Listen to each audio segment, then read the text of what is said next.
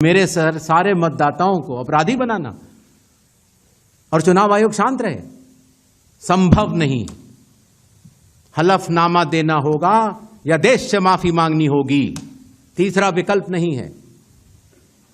आपके माध्यम से मैं यह भी कहना चाहता हूं, अगर 7 दिन में हलफनामा नहीं मिला तो इसका अर्थ ये सारे आरोप निराधार हैं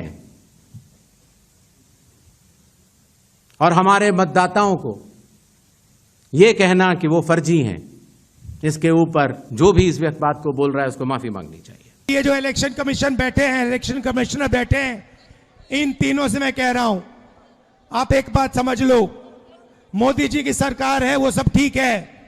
तेजस्वी जी ने कहा आपने बीजेपी की मेंबरशिप ले रखी है, आप बीजेपी के लिए काम कर रहे हो, मगर एक बात समझ लो, एक दिन ऐसा आएगा जब यहां पे बिहार में और दिल्ली में इंडिया गठबंधन की सरकार होगी, फिर हम आप तीनों को देखेंगे, कार्रवाई आपके खिलाफ करेंगे और पूरा देश जिससे आपने चोरी की है, भाई और बहनों, ये देश जो है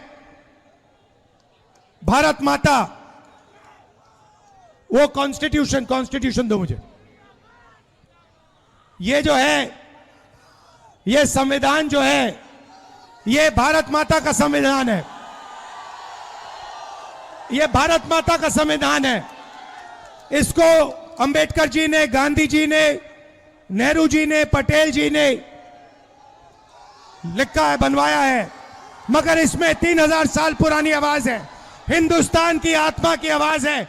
और जब ये लोग वोट चोरी करते हैं तो ये इस आत्मा पर आक्रमण करते हैं, ये इस संविधान पर आक्रमण करते हैं। ये भारत माता पर आक्रमण कर रहे हैं और हम भारत माता पे ना नरेंद्र मोदी को ना इलेक्शन कमीशन को आक्रमण करने देंगे। इस संविधान को कोई नहीं मिटा सकता, इस संविधान को कोई नहीं छू सकता। और इलेक्शन कमिश्नर, आप अच्छी तरह समझ लो, अगर आपने अपना काम नहीं किया तो आप पर सख्त कार्रवाई होने जा रही है। आप देखिए, रिकॉर्ड में आएगा एक दिन कि पिछला चुनाव बिहार का भी इन्होंने चोरी किया था। ये भी आएगी सच्चाई, ये बाहर आएगी।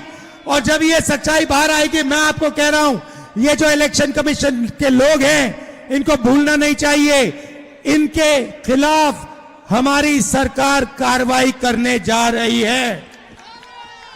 भाई और बहनों, आपको रोजगार नहीं मिलता, बिजली के बिल फर्जी आते हैं, महंगाई बढ़ती जाती है, 65 लाख वोटर आपके काटे जा रहे हैं। सही बात है?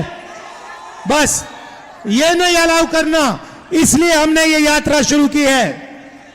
पूरे बिहार में ये यात्रा जाएगी और बिहार का हर युवा कहेगा, वोट चोर, वोट चोर।